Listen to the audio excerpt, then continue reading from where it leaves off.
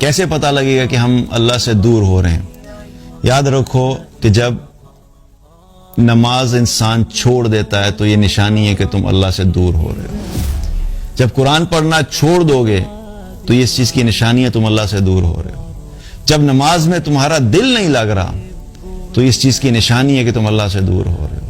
جب مسجد جانے کا دل نہیں چاہ رہا تو اس چیز کی نشانی ہے کہ تم اللہ سے دور ہو رہے ہو۔ دنیا کے کاموں میں اتنے مصروف ہو گئے کہ آخرت کے کاموں کے لیے ٹائم نہیں ہے تو یاد رکھو کہ تم اللہ سے دور ہو رہے ہو۔ قرآن پڑھتے ہوئے احساس نہیں ہو رہا، جذبات نہیں ہے، کوئی فیلنگز نہیں ہے تو سمجھو کہ اللہ سے دور ہو گئے۔ اللہ کی خاطر نیک اعمال کرنے کا دل نہیں چاہ رہا تو سمجھو اللہ سے دور ہو گیا۔ تو یہ ساری وہ علامات ہیں جو کہ ہمیں پتہ ہونا چاہیے کہ اگر یہ سب میرے ساتھ ہو رہا ہے تو اس کا مطلب ہے کہ میں اللہ سے بہت دور ہو رہا ہوں۔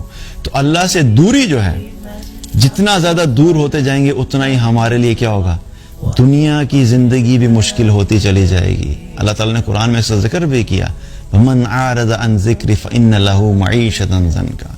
جو کوئی بھی میرے ذکر سے اعراض کرے گا، یعنی جو کوئی بھی مجھے بھول جائے گا، میری بات نہیں کرے گا، میری بات نہیں مانے گا، میری اطاعت نہیں کرے گا، مجھے بھلا دے گا، میرا تذکرہ بھلا دے گا، تو اللہ تعالیٰ نے کیا فرمایا، میں اس کی معیشت کو تنگ کر دوں گا۔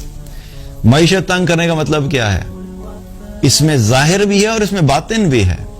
ہو سکتا ہے کہ اللہ نے جو آپ کو نعمتیں دی ہیں، آپ اللہ کو بھولو گے، اللہ آپ کو بھول جائے گا۔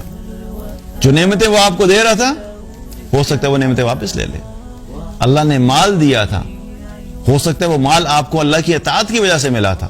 یہ کوئی لازمی گارنٹی نہیں ہے، لیکن کبھی کبھی ایسی سچویشن بھی آتی ہے کہ اللہ سبحانہ تعالیٰ کبھی کسی انسان کو اپنی اطاعت کی وجہ سے دنیا بھی دے دیتا ہے۔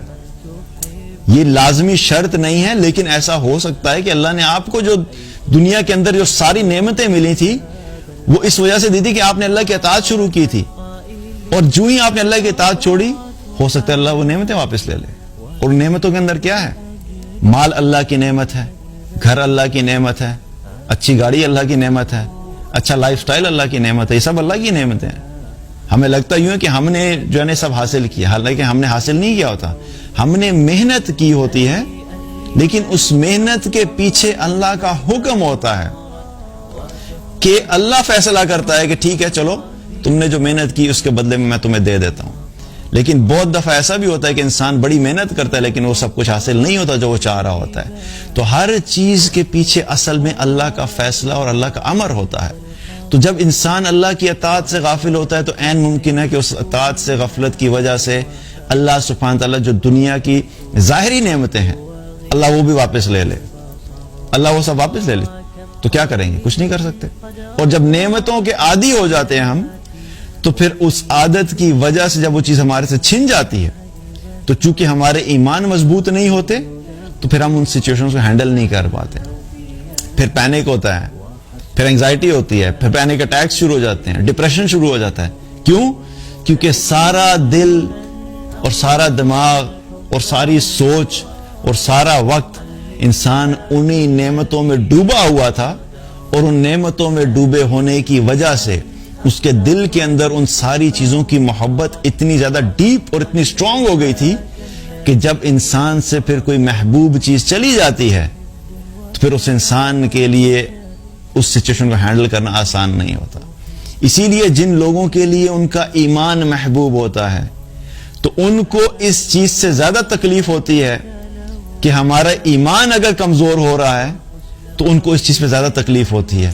اگر ان کے پاس سے لاکھوں روپیہ چلا جائے گا ان کو اتنی تکلیف نہیں ہوگی کیونکہ ان کا دل مال کے ساتھ نہیں اٹیچڈ ہے، لیکن جس کا دل اس دنیا کی نعمتوں کے ساتھ اٹیچ ہوگا اور اللہ سے غافل ہوگا تو پھر اس انسان کو اسی چیز کے اندر تکلیف ہوگی جب اس کے پاس سے دنیا کی نعمتیں چلی جائیں گی۔